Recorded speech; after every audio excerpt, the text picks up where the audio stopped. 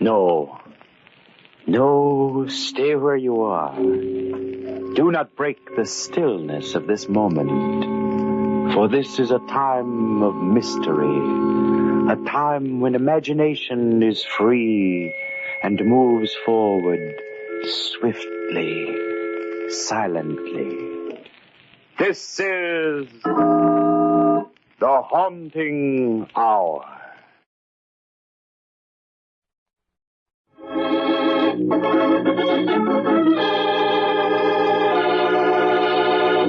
Murder wears a strange mask.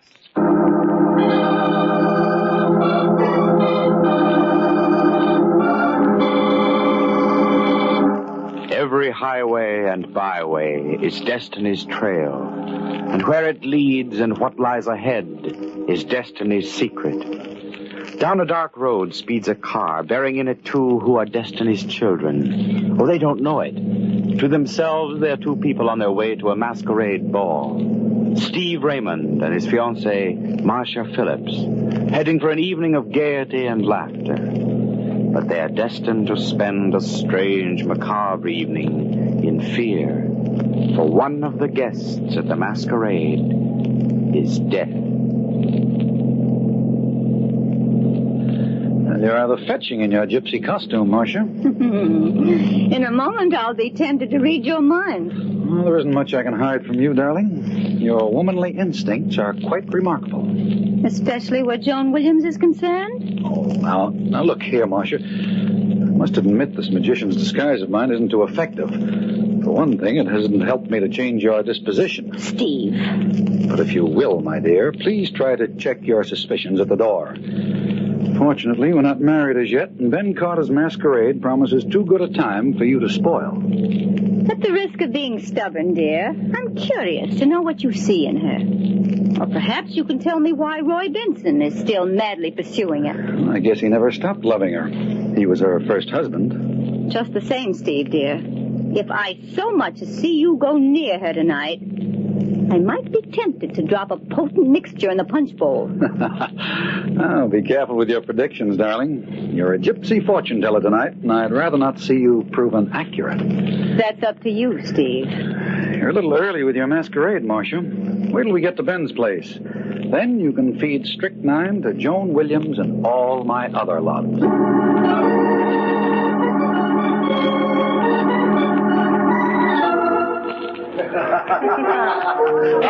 Hello, Steve. Marcia. Oh, pardon me. I'm not supposed to know who you are. That wasn't fair, Ben. What else could we expect from my partner, dear? He knows every hair on my head. Well, don't fear. I won't give you away. Well, you both look perfect. You've adopted a rather simple costume, Ben. I've used this clown suit for 15 years. It's a durable disguise. Good heavens. What's that fellow in the black tights and shirt supposed to be? Oh, he's posing as the Royal Executioner. Who can it be, Steve? It's hard to tell from here. I don't seem to recognize him. Steve, I've simply got to find out who that executioner is. Oh, now, Marcia. He's just over there. Can't you wait till midnight? Quiet, here he is. Why, I beg your pardon? Good evening. That's a very unusual costume you're wearing. Thank you. I merely borrowed it from a friend of mine.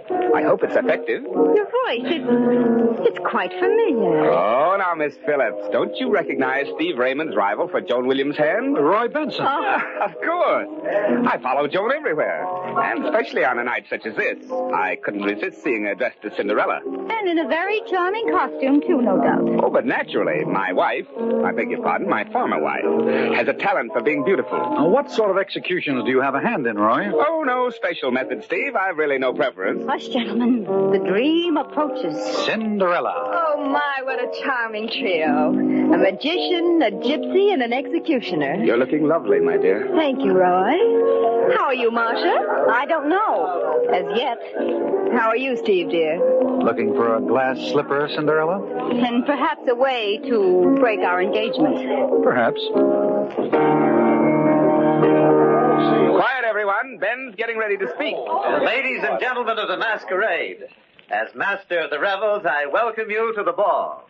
You've been asked here, disguised in the roles for which you have all longed these many years. You're all strangers to one another, your identity known only to yourselves. Thus you will remain till midnight. But till that hour, the mystery of the unknown is yours. The excitement of living a dream is in your hands.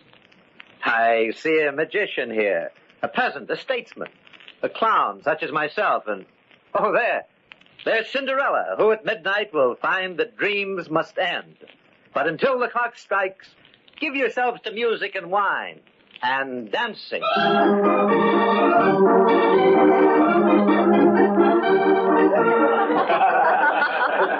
Now, there you are, my friends. The wiles of a sorcerer are many. Oh, show us another trick, magician. No, I must put my knives away now. One more trick, and your eyes will be quicker than my hand. Steve, I've got to see you. Oh, want to know how I did that last trick? Come here, quickly. What's the matter, Ben?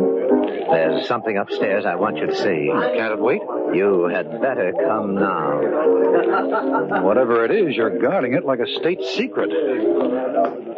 Ben, don't look so pale. It can't be as bad as all that. Were you up here earlier this evening? Yes, I think so. Were you in the library? You must have been spying on me. I was there a little while ago.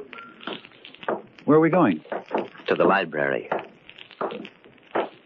Here we are. There. In front of the fireplace. No, it can't be. Unfortunately, it is. Joan Williams. Stabbed to death. I don't believe it. It's not an illusion, Steve. It's real. I found it like this a few minutes ago. But how did it happen? I thought you could tell me. What are you talking about? Look at that knife closely. Good heavens. Isn't that one of the knives that you were using in your demonstration tonight, Steve? Oh, you're talking nonsense, Ben. I didn't kill her. Who said you did? Well, you inferred it. Oh, what's the sense of this wrangling? Joan's dead.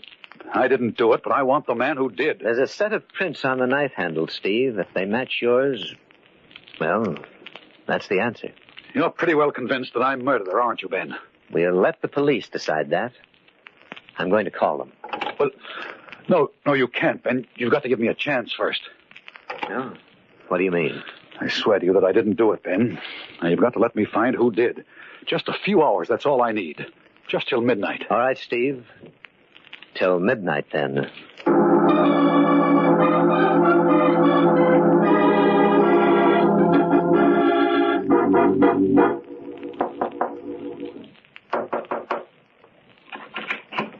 Hello, darling. Who's in the library with you? Oh, come in quickly. Ben told me that you were hiding away in here. No! Steve, you killed her. No, I didn't do it. I'm wondering if you did. Don't be a fool, Steve. You can't get away with murder that easily. I had no motive, Marcia. Unfortunately, you did. Does anyone else know she's dead? Ben found the body. And he's called the police. No, he's given me till midnight to find the murderer. Oh, what a complete waste of time. Not altogether, Marcia. Have you forgotten your prediction earlier this evening? That's of no importance.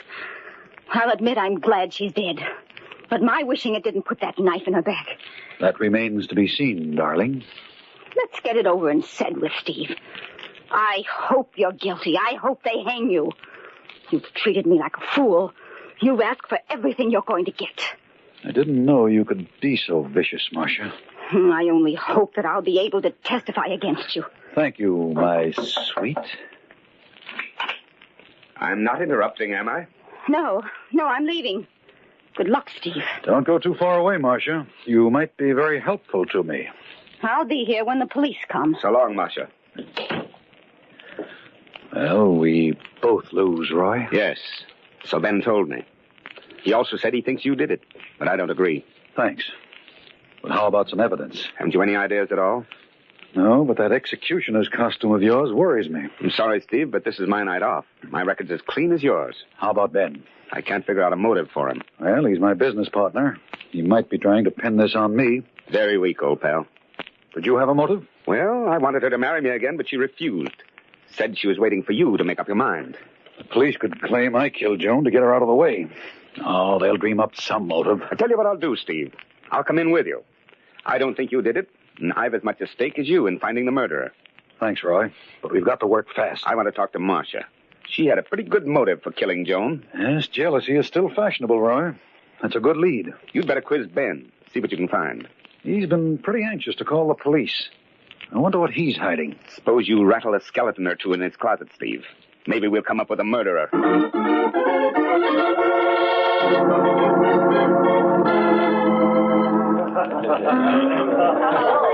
Any clues so far, Steve? It's not very encouraging, Ben. Remember our agreement. Midnight's the deadline. You know, Ben, I've completely neglected to ask you some rather important questions. No. What's on your mind, Steve? Well, for one thing, how come you happened to find Joan's body? I'll tell that to the police. Oh, I'm trying to clear myself of suspicion of murder, Ben. Make a very bad debating partner. Why not question Roy Benson? Now listen, Ben, this is no idle business transaction. You've accused me of murder. You might be decent enough to explain why I should be so certain of your innocence. Suppose I call the police. Right now, Steve, let them settle the question of where the guilt belongs. You promised to hold off till midnight. Very well, then, but you might do better trying to clear yourself than just standing here arguing. Goodbye. Where are you going? I have an appointment with an executioner. Want to come along?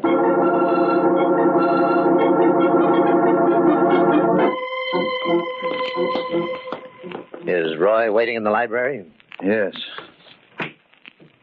That's strange. What's wrong? The door's locked, but the key is in the lock. Here, let me open it. Here we are. Ben, look, there by the table. Great Scott. It's Benson.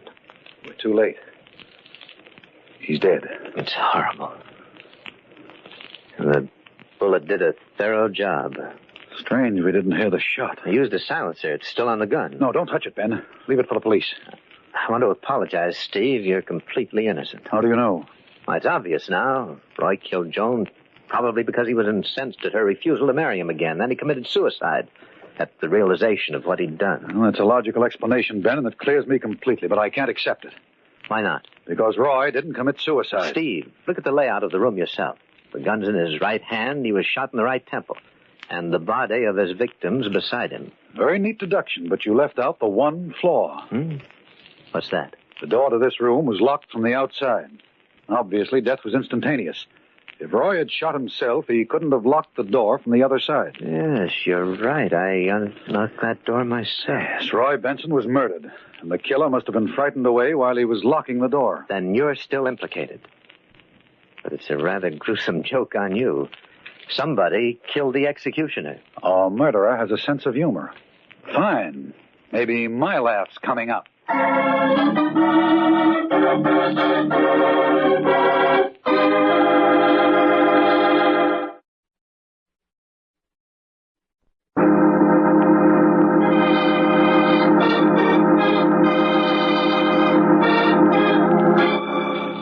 Destiny's Highway has led Stephen Raymond and his fiancée, Marcia Williams, to the home of Steve's partner, Ben Carter, where a masquerade ball is in progress. It is a house of gaiety. Music and laughter pervade the lower floor. Yes, downstairs there is revelry, but upstairs, death. In the library lie the bodies of Joan Williams and Roy Benson, her ex-husband. Steve Raymond, who has come to the masquerade dressed as a magician, is the chief suspect. For while Roy Benson was shot, the knife found in Joan Williams' body was used in Steve's magic act. Ben Carter, Steve's host, has promised to wait until midnight before calling the police in order that Steve might find sufficient evidence to exonerate himself and perhaps find the real murderer. Steve is alone with Ben Carter. They're talking. It's not very far from midnight, Steve. Well, until they unmask Ben, I have a chance to find the murderer. The same person killed them both. The knife that killed Joan was yours. But whose gun was it? Well, the police can trace the registry. That's impossible. The serial number was filed off. How do you know that? I examined the gun while we were upstairs. But I had told you not to, Ben. I wanted the police to find things untouched. I was only trying to help you, Steve. After all, you're the only one on whom the police can build a case. Remember, it was your knife that killed Joan.